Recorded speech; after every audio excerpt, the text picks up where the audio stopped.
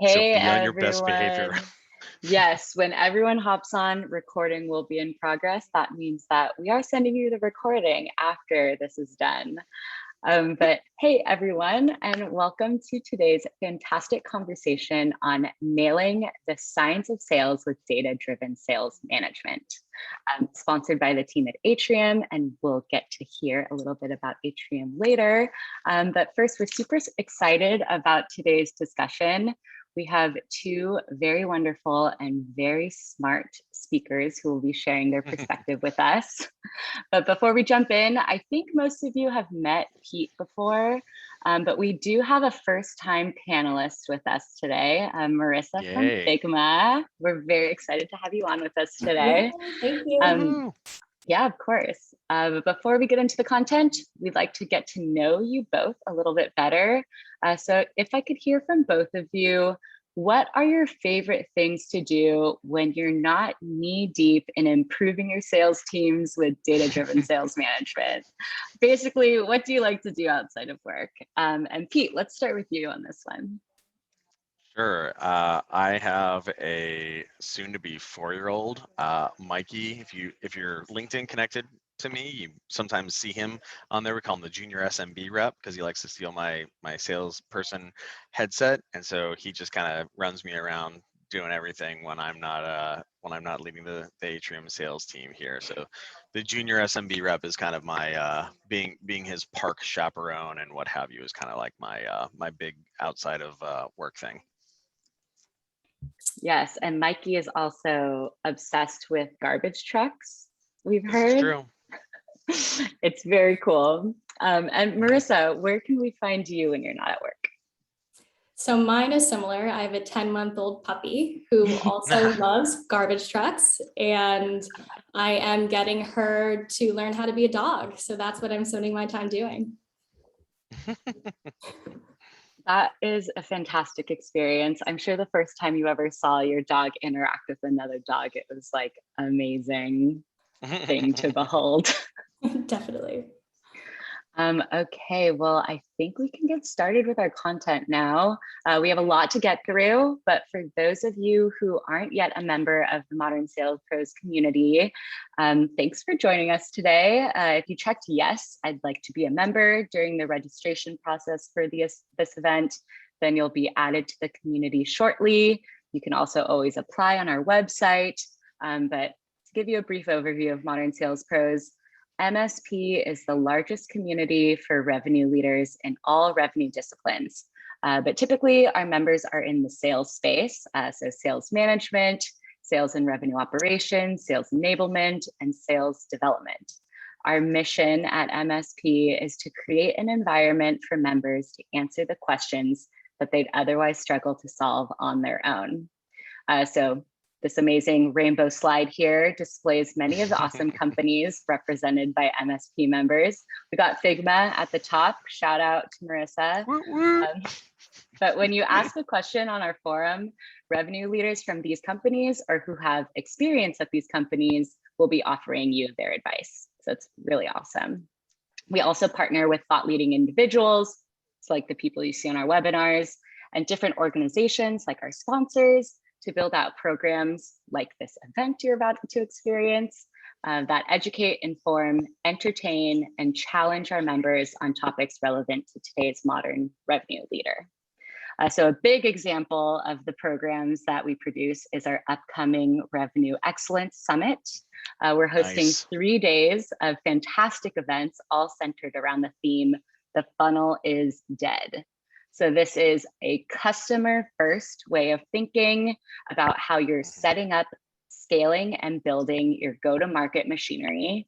And this is opposed to the function out way of thinking that many orgs have today.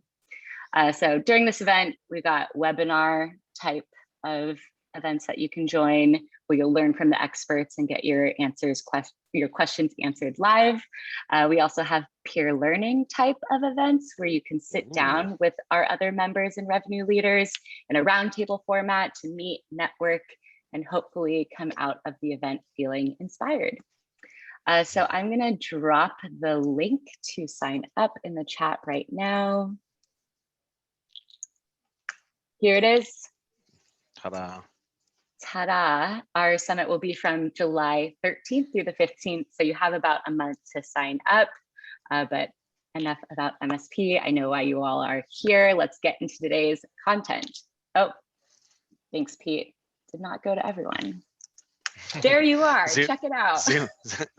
Zoom chat. It's always a puzzle. Awesome. Thanks for the heads up. All right, well, let's get into today's content, which of course Oh, would yeah. not be possible without the sponsorship of Atrium. So we have Pete here. He's gonna talk to you a little about Atrium and then move forward with our content. Yeah, I'm so excited because I've been a huge Marissa Fuhrer fan for a long time now, and you know, you guys are all in for a treat. But yeah, in the meantime, so Atrium is a data-driven sales management software that helps managers use data to improve team performance. It's super easy to set up. You just log in with your Salesforce credentials, and within 5 minutes, Atrium will show you, how your reps are performing across dozens and dozens and dozens of KPIs, and helps infuse data throughout your organization and makes your managers data-driven superstars. Kind of like Marissa here. So the topic today is we're going to talk about how Figma brings science to their sales organization, with one of the foremost proponents of that in the organization, Marissa Fuhrer here, who I'll let introduce herself in a second, but I want to hype her up a little bit because I'm such a big fan. Marissa's obviously at Figma right now, where she works on enterprise sales. If you're not familiar with Figma, you've probably been living under a rock. Pretty much the most dominant force in modernizing collaborative design and a bunch of other stuff as well. And Marissa's got an amazing background where she previously was at Scoop Technologies, and then before that is part of the kind of ever-growing Dropbox mafia. So Marissa, maybe you can give a little bit about yourself and your background and what you're excited about before we get into things. Well, first off, thank you, Pete. That is super flattering. I'm obviously a longtime fan of yours as well. As Pete mentioned, I am a senior manager of enterprise sales at Figma. And a little background on me, I was the rep who probably had a little unconscious confidence, like didn't really think about the data. And then when I moved into sales leadership 4 years ago, I quickly realized that the data piece was just absolutely critical to building successful teams. And there's this concept I've liked in sales of selling with the head and the heart, the science and the art. And the data layer is just so critical to success. And so I'm super excited to dive in and talk more. Wonderful. And for folks that don't know me, I'm Pete Kazanji. I'm one of the founders of Atrium that you just heard a little bit about. I'm also one of the founders of Modern Sales. Prior to Atrium, I started and ran a recruiting software company called TalentBin. It was acquired by Monster Worldwide. That was where I kind of got my first taste of sales as our first seller, founder, first seller, first sales manager, sales leader, et cetera. And then subsequent to that, ended up writing a book on early stage go-to-market, early stage sales called Founding Sales. So think about sales just a little bit, just a bit. Some housekeeping here before we get into stuff. Please do use the Q&A panel. You guys can drop a Q&A in there as things kind of pop up. Marissa and I will do our best to get to those. We have the QA panels up in our other monitors here, and this is all being recorded, so we'll send it out after the fact, and it's going to go up on YouTube later, which is exciting. So with no further ado, let's get into the deets. Okay, so first I'm going to give a little bit of context on what we like to think about as data-driven management at Atrium, and one of the metaphors that we like to use here is kind of the transition and the revolution that's happened in professional athletics as relates to data-driven management and analytics. And so probably the best example of this, the most famous example, might be how this has happened in baseball, popularized by the book and then subsequently the movie Moneyball. So about the Oakland Athletics, who use data primarily initially for a recruiting use case in order to identify really awesome baseball players who maybe didn't look really awesome, but whose numbers indicated that they were really awesome, right? The data indicated that they were amazing hitters or amazing pitchers or what have you, but nobody else realized that, and so the A's could get them on the cheap, which was great. And so what you can kind of see here in this graph is that as a result, the A's were fantastic. They were as efficient from a winning standpoint as like the Dodgers and the Yankees and the Red Sox and what have you, but super on the cheap as compared to everybody else. This is outlier down here in the lower right-hand corner by getting lots of extra wins without a lot of extra money. And so that was kind of their first foray into data-driven management. But what's kind of cool about data-driven management and just being data-driven in general is that it's a muscle that just kind of continues to deliver benefits over time. And so a good example of this would be the fact that like the industry has moved on to the next thing, which in this case is defensive shifts, where it turns out that some baseball players have a tendency to consistently hit the ball in the same place again and again and again and again. Well, if you have that data, you can actually have your team move over and shift and make it such that those people hit the ball right to defenders that are sitting there. And so the A's are really great examples of this, again, because they just have this muscle sitting in sitting in their back pocket where they're really good at this. And so then to kind of change gears a little bit, well, seems like there's an opportunity to do this for sales as well, right? And historically sales has kind of resisted this for a variety of reasons, but there's really no reason to resist it because we have the data. Right, we have the information flowing into our cloud CRM. We have all these great tools that we're using that capture this activity information, whether it's email or calendar or sales engagement software or call recording. The challenge historically has been that managers oftentimes lack the training, and I think Marissa kind of spoke to this a little bit earlier, and also the tools to kind of make use of this, right? Like it turns out that giving people a big wall of charts to try to figure out is not really the best way of executing this. And so what we like to say to folks is that there's a better way of going about this that we like to call data-driven sales management, where you provide to managers all the KPIs they could possibly care about.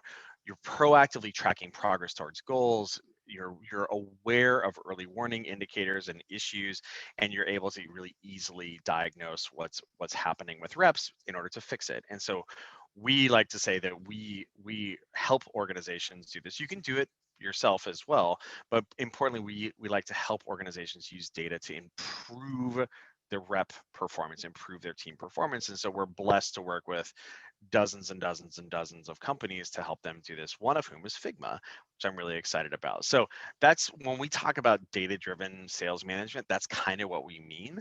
And so now we're going to shift gears a little bit here, and we're going to talk about what that looks like in practice at Figma. And so the three topics that we're going to talk about here today are kind of key underpinnings of this. One, how to accelerate onboarding and ramp time. Two, how to set and communicate smart goals. And then three, coaching and developing your reps using data. So that should be a pretty full topic here. Marissa put together some amazing slides here. So Marissa, when you think about accelerating onboarding and ramp time, yeah, what are the things that you kind of think about there, and perhaps that could be delineated here in slide 17. So I'll hand it off to you. Yeah, sounds good. So I think first and foremost, the thing that I think about with data is it informs you. And when you're informed, you can be a better coach and you can be a better leader. And so the way I think about it at Figma is across three different ways. So the first is for our ramping reps, and then for my reps more broadly as well. But the first way I think about it is quantitative based values. So what I did at the beginning of this year is my team put together a world-class sales team charter, which was basically like, what are the behaviors we want our team to embody on a daily, weekly, quarterly basis? And we have 5 pillars, one of which is sales excellence. And all the pillars have quantifiable metrics that say if we're achieving them or not. So for sales excellence, for example, it's things like pipeline created or penetration into Fortune 100 that show us quantitatively how are we achieving our goals. Another one is around mindset. And so one of those ways we measurably show that is if we're using our learning stipend, for example, to show a growth mindset. So those are some of the ways we think about like quantitative values, which when a rep comes in, they know exactly how we operate as a team. The next is we think about qualitative values. So qualitative are things like a sales playbook or a methodology, which for me is super helpful because when I'm meeting with my reps, there's this common language when we talk about every deal. So things like an executive sponsor or a critical event, and they know I will ask these things and there's consistency across one deal to the next. And that helps with us executing at a richer level. And then another qualitative way we think about data is onboarding buddies. So we pair every new ramping rep with a buddy who's been really successful at Figma so that a ramping rep can see like, this is how success comes to life. And then the last is using Atrium. So we use Atrium for everything. There are two things I'm doing right now with Atrium that I really love. The first is weekly insights. So I look at a ton of data in Atrium and I see like, what are some interesting things I can talk about with my team? And what's fun about Figma is we're about 300 people, like we're all building together. And so when I can bring the team in on like what I'm seeing in the data, it makes for really clever, fun conversations. And so like yesterday, for example, we talked about conversion rates and how are our deals converting at every stage. And I was able to talk about the data, see where reps are doing well. Why is it that some reps are converting at a higher rate than others? What is the data telling us? And I think that is really fun to do. And then we also use Atrium in one-on-one. So every one-on-one, we're using the Atrium data to basically say like, how are we performing against our goals? Yeah, we that's funny that you say the thing about conversion rates because that I was doing a little bit of like a mini QBR from because my sales organization is only 8 reps, much smaller than the Figma sales organization, but I was doing a retrospective on last quarter and just kind of like looking at what were the key drivers of success on some of our top performers. And what I kind of ended up realizing from a conversion rate standpoint is it turns out a handful of our reps are just dramatically better than the others at getting organizations to light up their data in Atrium. So one of the things that's kind of powerful about Atrium is it takes 5 minutes to set up. So rather than saying like, oh, I really need to get around to building these reports or capturing this data or what have you, you can just turn it on, right? So it turns out that when our reps get people during a disco call or after a disco call to turn on their data, seeing is believing. So all of a sudden our win rate like spikes dramatically, but you got to get the data lit up. And so a handful of those reps had kind of realized this on their own and they were doing a much better job at doing that. That was a key insight. And so now we systematized on that, right? Because those conversion rates were much higher for those folks. And then their subsequent win rate was the same as everybody else's once data was live, but they were just getting so many more at bats. And so now we've standardized on that in this quarter and our performance is off the chart. So rather than it being like 2 of the 8, it's now like all 8 are just getting so many more at bats there. So like it's a great example of like seeing an insight in the data saying, hey, you know what, actually this is something that everybody should be doing, systematizing that, and then great things come out of that. Mm-hmm, So mm-hmm. I'm glad to hear that that you guys are doing that that as well. Mm-hmm. Yes, we definitely are. And we actually found a very similar thing. Like as soon as we bring someone into a trial, they see the magic of the product and suddenly conversion rates go a ton higher. So very, very similar. Another thing we're seeing is Atrium for helping our reps ramp as quickly as possible. So one of the things I think about is it's the manager's job to provide a blueprint for success. Like we hire top performers, they want to see success right away. They also want to know like, how exactly do I get there? And I remember when I came to Figma, I was thinking about like, what are the numbers behind enterprise? I was so fixated on like, what is the science behind this segment? And I use Salesforce data, I use QBRs, I spoke to our sales ops team, and I was getting some answers, but I wasn't like fully confident in it. And so I was really excited when we got Atrium because I was able to partner with your team to basically say like, this is what success is. And you can see the graphs on the right, they show ramping rep dashboards, which is basically how are reps performing over time who are ramping. And I had a woman on my team who came in and she wasn't sure if she was doing well. And I was able to show her these dashboards and say, actually, like you're way above pace for accounts touched. You're way above pace for emails touched. revenue isn't closed yet because we have a 6-month sales cycle, so or longer. And so you're not going to see success there, but you're definitely hitting where you want to hit. And that's the bit about micro wins for me, is like, how do you show a rep they're doing well and they're on pace and get those like dopamine hits of progress, while also like it's not revenue closed yet. So these dashboards like visually communicate has been really, really helpful. Yeah, I mean, ramping is so tough, especially when you've got a longer sales motion.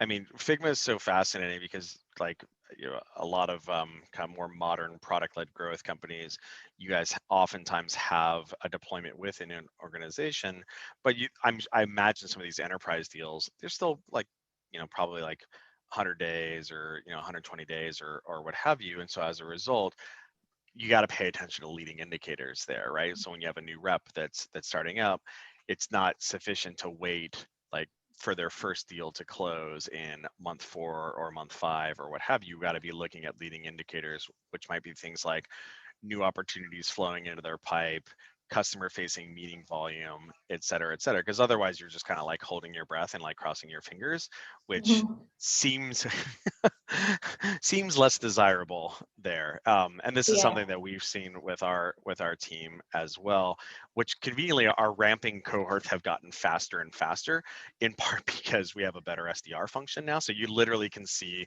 the benefits of our SDR function, where AEs like now they get out of training, are a month and a half in, they get out of training and their pipeline goes like this. It goes, it like just jumps straight up, rather than it kind of like building slowly over time as they like self prospect and what have you. And so the Mhm. good news is that it's compressed our ramp, and you can see it, like the proof is in the pudding there. You can say, oh, okay, these guys get to full productivity faster because we load them faster, because their meeting counts spike faster. And if somebody's out of band, we can really easily see it and be like, okay, what's going on here? Do they have a leaky bucket? Are there ops like popping back out again, or do they fall off the round robin, or what's happening there, right? Mhm. Mhm. Yeah. The one thing I was going to note that is especially helpful in this regard is essentially this notion of kind of proactivity and kind of proactive alerting that can help you understand, rather than just kind of like visually trying to pick through it, understanding, hey, look, this rep right here is light as compared to their historical peers there. And this is one of the things that I particularly like. I'm using Atrium for in my sales team, is essentially the proactivity, right? Because it's all, you and I are kind of data nerds, and it's all well and good for us to be digging around in things, but it's also very useful to have something come and tap you on the shoulder and say, hey man, you need to look over here because so and so is lagging a little bit. Yeah, absolutely. I completely agree. And they aren't always looking at this, and they don't necessarily have the time. And that's when Atrium to help aid in your coaching is so helpful as a manager. Yeah. So I think we were on to talk a little bit about goals now. Is that right? So the next thing we thought about with Atrium was how to set goals and then how to communicate them. And so what I thought about is like, why do you have goals in the first place? And for us, goals are something to work towards. And for Figma, it's how do you make design accessible to everyone? And the way we get there is through closing customers and closing revenue. And so when we set goals, we thought about leading indicators, like how do we think about the inputs that drive the outcome? So things like accounts touched, emails sent, contacts per account, first meetings on the calendar, follow-up meetings on the calendar. Those are all things we thought about that we wanted to have some insight into. And then the outcomes were things like pipeline added, ASP, revenue close, like those were all things we wanted to track. And what I did with the help of Atrium was, how do I know where to set those numbers in the first place? And so Sure. we looked at, Atrium has this great way of looking at your trailing 6 or 12 months to see how our reps performing over time. And what we did is we looked at that and across all of these different inputs and outputs. And what I did is I saw like, where are people doing well? And I wanted to set goals that weren't demotivating, where people couldn't hit them, but I also wanted to set them where like it actually would lead to success. And so Atrium's been super helpful for me to know, like, where should we be on a weekly basis?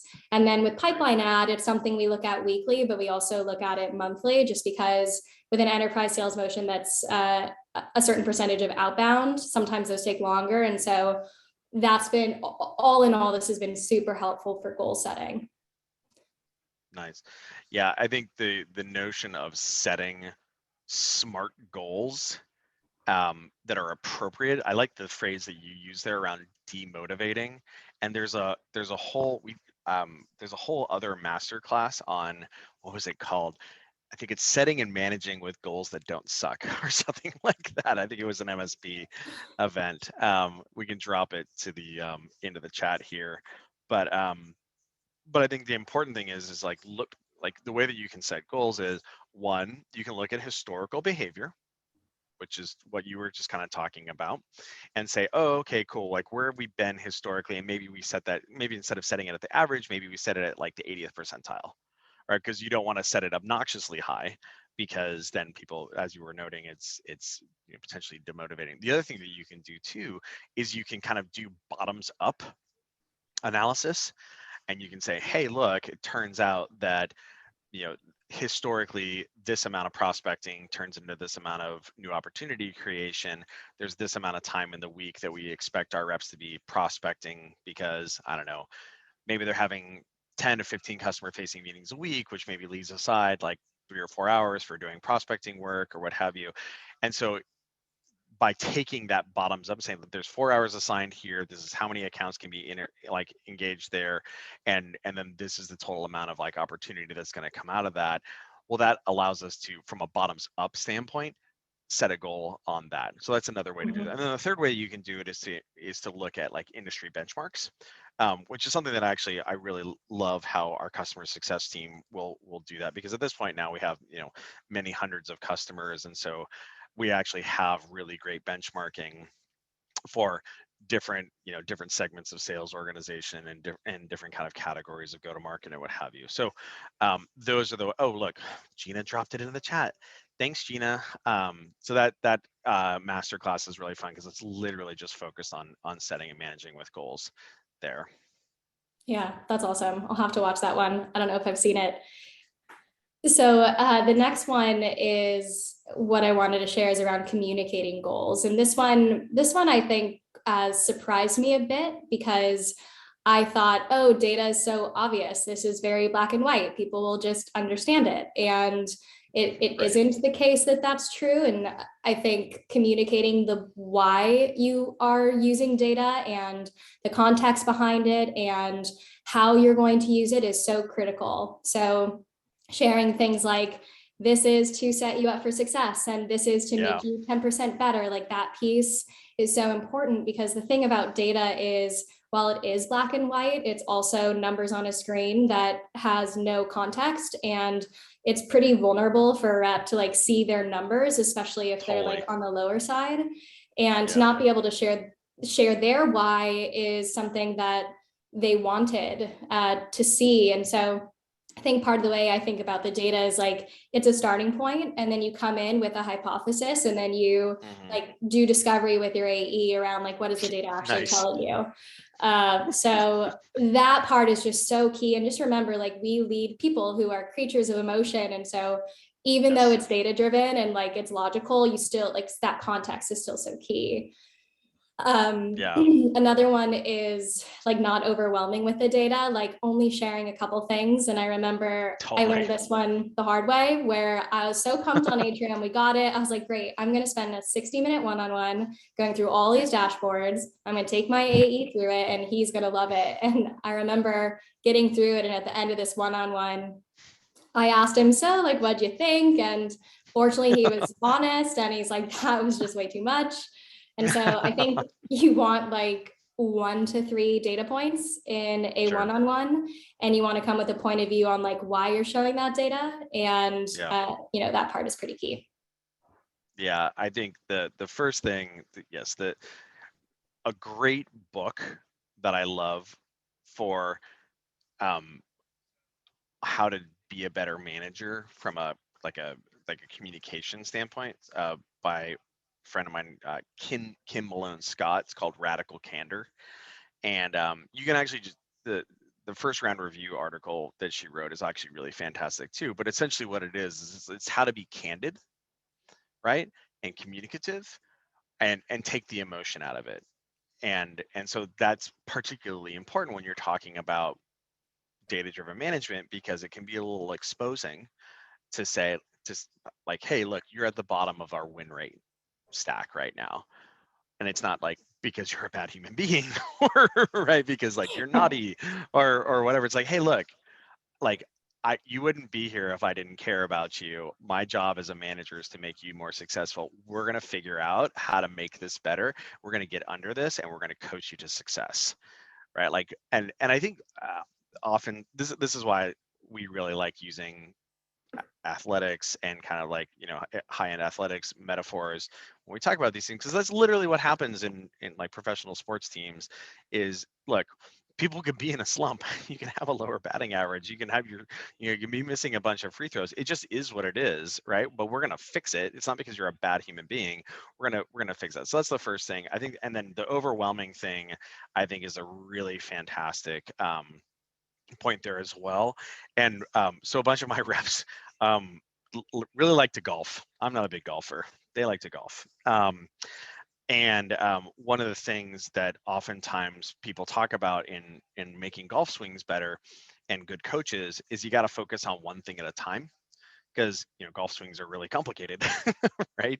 And so what you, instead of saying like, hey, you're going to move your knee and you're going to, you know, do this with your wrist and this with your hand and then you're going to keep your head down or whatever, instead the better approach is to say, hey, look, we're going to keep your head down and you're going to swing, you know, we're going to do a bucket of driving range balls just with your head down, right? And I think that's a really important thing to do there. So that might be for your rep, any given rep, it might be, hey, look, we got to get your activity levels up.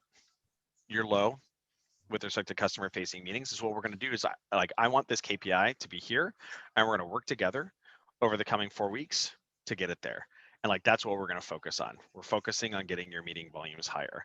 And so there could be various tactics associated with it. It's like, hey, we want to drive to that extra meeting in that disco call, right? Get the next meeting on the calendar. Or, you know, or it might be, hey, let's like loop back to prior opportunities that closed loss, and let's get those meetings on the count. Whatever it is, it's like, we're going to focus on this thing, right? And that's going to be different than what it might be for another. And then once you solve that, right, once you slay that dragon, there's always going to be the next thing to work on. Oh, we got your activity levels higher. Great. Now let's work on your average selling price, which is, you know, middle of the pack, maybe a little bit light. Let's get that higher. Oh, how are we going to do that? Well, more product cross sell, or, you know, trying to penetrate the organization larger. But the point being that, like, let's not focus on 6 things at once. Instead, let's focus on like 1, maybe 2 things at a time. And then that's going to be the dragon that we're going to vanquish. And then we're going to move on to the next one. You had something about storytelling. Yes, I think you definitely want to, when you're talking about the data, I think coming in with a point of view and doing some discovery with your rep about the data you're seeing is really helpful. And just remembering that the numbers do have a story behind them, and give your rep the opportunity to talk through that. For example, I had a rep on my team and we were looking at some of his metrics, and we saw that a ton of opportunities were untouched. And I was curious, like, what was happening here? And all of them were under 10K annually.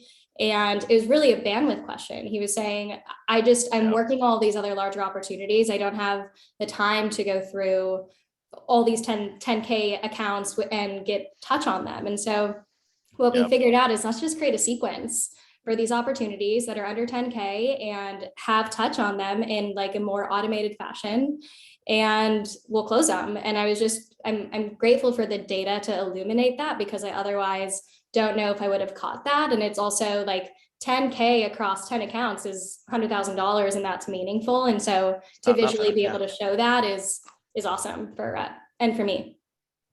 Yeah. Nice. I think the last topic we wanted to touch on here before we moved on to Q&A was going to be coaching development. So, Marissa, you're all about coaching and development. How do you approach that? Yes. So this is the best part, I think, of all of our jobs is getting to coach our team. And I think there's like so much value for me as a manager of improving as a coach over time. And It's where hard. to start, it's hard. It is hard. Yeah. It's a lot of fun, and it's hard. And so one of the ways I think about that for coaching with data is like it's all about prep. And so I start every week prepping my week. I look at what insight do I want to share this week? Like, what am I trying to have a conversation around with my team? I prep before every one-on-one, and I look at what the data is telling me. And I think about like what can I discover together with my AE in our one-on-one. And I have two different types of one-on-ones. I have a 15-minute one-on-one that just goes through the data. So it's pipeline ad, it's your commit and best case, it's how many meetings on the calendar did you have this week, how do your forward-looking meetings look.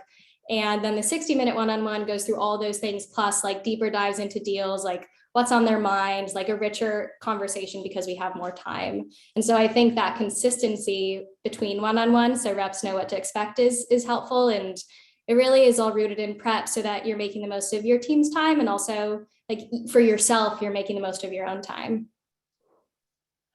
Yeah, a great book on the reason why I was sharing or commenting like it's hard to be a coach, because a lot of times managers are promoted reps, right? Depending on how senior you are, maybe you were a rep 2 years ago or 4 years ago or 6 years ago or what have you. And so it can oftentimes be tough in order to say like, okay, cool. Like not only am I so good at this that I'm successful, but also I have standing to tell this person how they ought to do it themselves, right? And then how to do it better. It can be tough, right? Like, I think we all have kind of parts of like uh, parts of like imposter syndrome kind of creeping in there. And so, but that's kind of your job as a manager is to develop your rep, right? Your job as a manager, your reps, your job as a manager is not to like close their deals for them because Marissa, how many reps do you have right now? It's like 6 or 8 or what? Yes, around 6. So yes, we have 6. Right. But I think you had like way more before. I did have 12 at one point. Holy macaroni. Right. But like, it's one of those things where it's not high leverage to go and be super rep and try to close their deals with them. Right. It's instead finding the thing that's the development area and just like raising their win rate or raising their ASP across all of their deals. And so a book that I'm a huge fan of is written by Corey Bray and Hillman Sori. I actually just dropped it into the chat room there. It's called 5 Secrets of the Sales Coach. It's written as a parable. It's really fantastic around kind of like helping drive that coaching mindset into managers in order to kind of that surmount that like, oh man, I'm just gonna like be in the deals with the reps, or alternatively like, man, do I really have standing to kind of help with this? The other thing that I was going to comment on here is that one of the blockers to coaching can be realizing what the issue is with a rep. Yeah, totally. Right? Like to use the example earlier about like the golf swing, understanding it, if it's, are they not keeping their head down, or are they not keeping their arm straight, or whatever it is, like understanding what the issue is to then be coached, or as one of my reps, Carson, likes to say, like to be coached to, can oftentimes be a big blocker, because you're just like, this rep is like not having success, but I don't know what the root cause of that is. And so that's one of the things that's so powerful about data-driven management and getting facile and getting good at data-driven management and being aware of what these issues are, because then instead of trying to spend your time finding the issues, which can be a huge pain in the butt, it can be like looking for a needle in the haystack. Instead, we can spend our time fixing the issues, which is like way better, right? Like your pipe hygiene example the other day, like, hey man, you've got a ton of untouched ups. I know, Marissa, but like they're really small, so I can't justify spending my time on that. Oh, well, why don't we do some automation here? Hey, that's a really good idea. That's why I'm the manager. Right? And then you do that across 12 reps and like great stuff happens, right? Yeah. Yeah, it's a ton of fun. Yeah, and so in addition to prep, I think there's a couple things I do on a weekly basis with my team. I think concepts that I'm sure everyone's familiar with, but staying consistent is really key so that AEs can come in, they know exactly what they're talking about, they know what to prepare for, and And so I think that part's key. Keeping it simple is key. I think that discovering insights together is so fun. Like you have the data on the screen and then it's like, what does it mean? And I think Sure. that part is fun, and the rep co-creates it with you. And that part's a joy in Atrium. Like this past weekend, I was curious, like what is causing conversion rates? And I thought it might have to do with sending emails, or I thought it might have to do with number of contacts per account. And I was able to overlay some charts together to see like what is it that's having higher conversion rates, and what could this be telling us? And then having that conversation with my team was a ton of fun. And now they're bought into it too, because they're like on the journey with you. And I think that part's a ton of fun. And then I think the last two pieces is staying open to feedback. Like I've learned a ton along the way about how to do this, and I'm still improving. And I think create a space for your team to share how they're perceiving it. Like one of my team members was saying like he didn't enjoy this in the beginning, like he wasn't sure how it was going to go.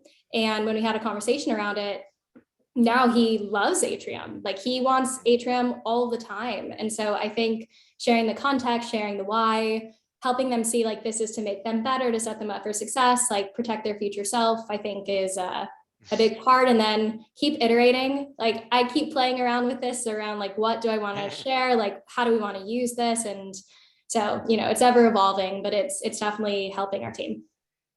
Yeah, I think one thing, so having a consistent one-on-one, and we have some good questions on like what a good one-on-one cadence is coming in the Q&A panel, so we can kind of get into that in a hot second here. But I think the consistency is important. The other thing that I've really come to enjoy, and I'm going to kind of do it live here, I like to create one-off coaching dashboards as well for my reps. So this is actually a rep right here. It's anonymized. It's a rep on my team, so I'm not going to blow them up. But what you can see is like these are essentially the things that I've been working on with the rep in question.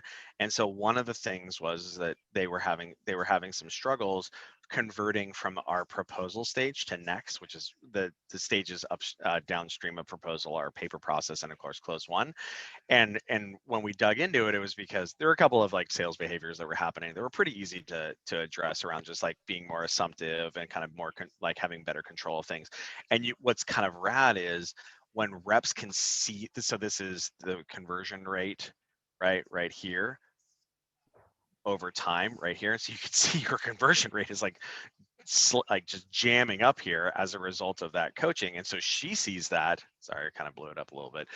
They see that, and they're just pumped, right? Like, oh my gosh, I can change, I can get better. So another example here is that this same rep has a tendency to kind of dominate calls. It's kind of related, and you can see that in their talk ratio and our conversation intelligence. So we actually, Atrium now integrates with conversational intelligence systems, and so right around here, we really started working together on essentially biting their tongue in sales calls, asking more questions in order to get their talk ratio down, such that they were letting the customer talk more, getting more information out of them in the discovery, letting them share their story. And so you can kind of see that here where their talk ratio, the reps talk ratio dove. And so like I have that for all of my reps. Everybody's got their own kind of coaching dashboard. We have the standard one-on-one dashboard, which is exactly what Marissa's talking about. And then we've got the coaching one, right? Where it's like, hey, which dragon are we going to slay with you? The other thing that I like to do too is use kind of like use alerting in order to help me understand what I should be aware of. So whether that's like really big changes, you can kind of see a couple of things here, like, reps who are doing way more customer facing meetings than they usually are, that's cause for celebration. We want to give high fives. And then of course there's downsides as well. Like, oh, cool, so-and-so has less pipe, Tank Muddlefoot here, these are anonymized names, has less pipeline than the rest of than everybody else on the team. Uh-oh, seems like that might be a one-on-one topic for us to get into there. Wonderful. So I think what we can do now is we can get into some of our questions. We have, there's no way we're going to get through them all because we have about a dozen here. But I think, Marissa, the first question I'll throw to you is how frequently do you do your one-on-ones? And then also, how do you split that between performance stuff versus professional development versus deal review? This is by William Krychek here, which is an absolutely fantastic question. So Marissa, how do you deal with that from an operating cadence standpoint? So I do a one-on-one every week, and I just find that so important because How long is it? I alternate between 60 minutes one week, 15 minutes the other week. That's awesome. And yeah, I want to spend time with the team. I think that's where you should be spending your time when you can. And so that's how I operate on the one-on-ones. For other types of conversations around deal reviews, we now do deal reviews every other week as a team. So that's Yep. when we'll deep dive into your commit best case and like, let's choose one deal to talk about. And because our team right now on the enterprise side, we close on average like 15 to 20 net new deals a quarter. And so if you can apply similar methodologies across your deals, you don't need to go through each one necessarily. Like you can apply the same learnings across all of them. And so we choose to do like one deal review. I also, it was a conversation with 12 reps. So in Q3, when I have 6 reps, maybe we'll do like Slot. 3 deals instead of one. And then for professional development conversations, we have a dedicated time every 12 weeks to go through career advancement. And so we're actually fairly structured around how we do our career chats. And every 12 weeks, I'll talk to them about how are they doing? Where do they want to go? How can I be helpful? And it's nice to just have dedicated time just for that versus like, oh, where are you at with your forecast? And like have that bleed into your professional development chat. Yeah. So the way that we do this at Atrium, we're a little bit more velocity because we have a pretty substantial land and expand motion. We're doing team pipe review on a weekly basis. So we do it on Wednesday afternoon, late afternoon. So outside of kind of like the core of the selling time, and we kind of like that's pretty rapid deal review right there. So that's deal review. I also have a deal strategy session with reps. Just like it's a half hour that's like blocked with each rep once a week. That's where we dig into potential deals where it's oh, I'm stuck here, XYZ, who do you know at this account, et cetera, et cetera. And then we have the one-on-one, right, which is different than all those other things. The one-on-one is a half hour every 2 weeks, and that's so I'm like splitting the difference with you, Marissa. It's a half hour every 2 weeks, and that's where we're going through things like that coaching dash. I was just like, what is the coaching topic that we're talking about with you right now? With that one rep, it's getting their talk ratio down, getting their proposals up. With another rep, it was driving to data lights and doing a much better job of assumptively helping organizations get their data lit up and kind of to show them like the proof was in the pudding. So that's where those kind of coaching behaviors are happening there.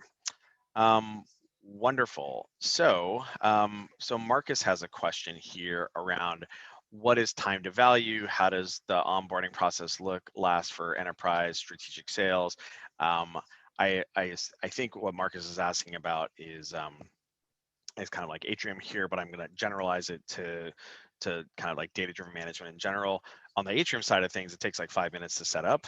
It's actually kind of one of our superpowers. The flip side of that is that, but I think with like data-driven management in general, it's one of the things where like just starting, right? Even if you're not using purpose-made software for data-driven management, just like starting to count things and then use that to inform better behavior, you can and change performance is something that can happen very quickly. Like you can see results, in pretty quick time frames.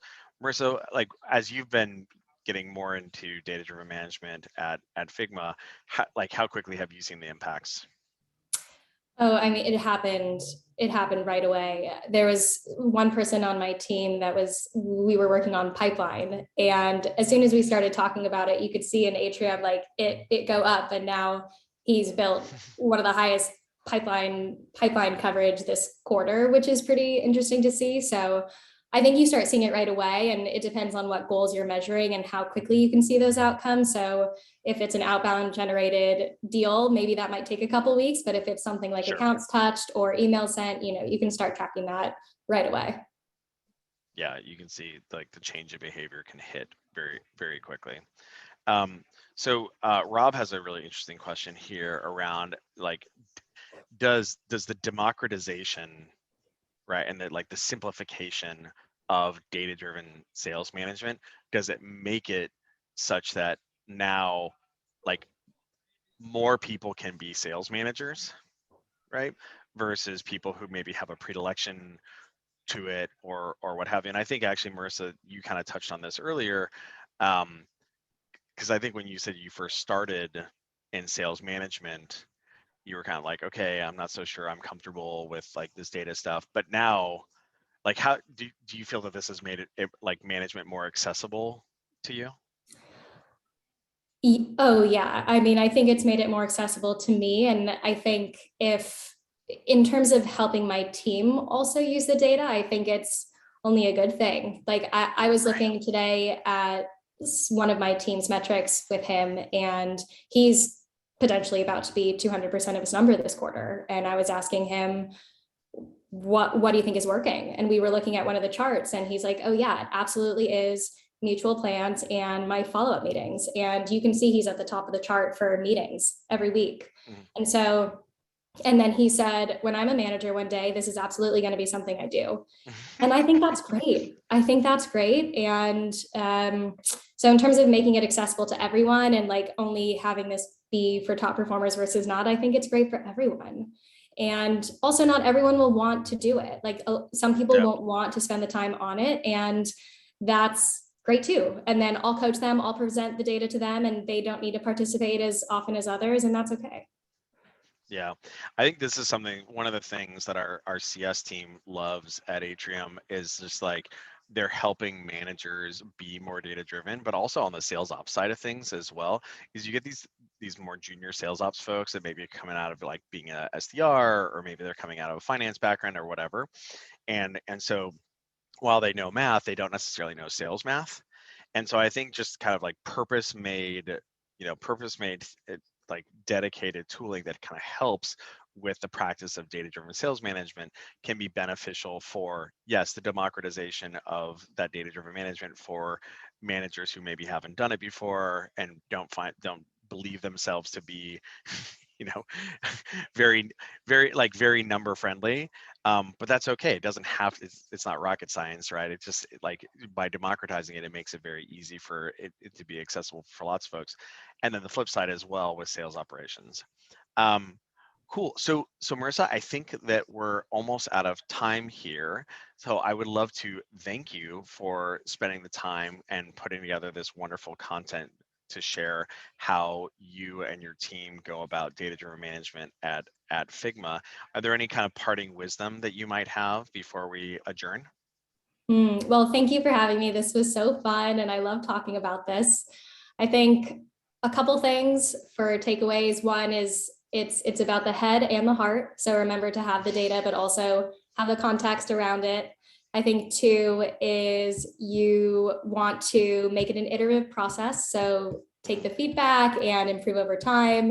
And then I think the last is remember leading indicators when you think about the data, and protect your future self with tools like this is going to only benefit you and your team. I love the protect your future self. That's like something we talk about all the time. Just like, set yourself up, set future you up for success. Well, thank you so much, Marissa, for taking the time to share that with us. In terms of next actions for folks, we've got some fantastic resources. We put together all sorts of, Atrium has a bunch of different data-driven sales management resources in our resource center. And as noted, it takes 5 minutes to set up. So folks are interested in getting more data-driven, just go on over to atriumhq.com and you can just sign in with your Salesforce account and be on your merry way. And then lastly, folks, if you're not a member of Modern Sales, you should definitely join. It'll definitely change your life. So Marissa, thank you very much for spending the time, and have a good rest of your week. Okay. Thank you. You too. Okay.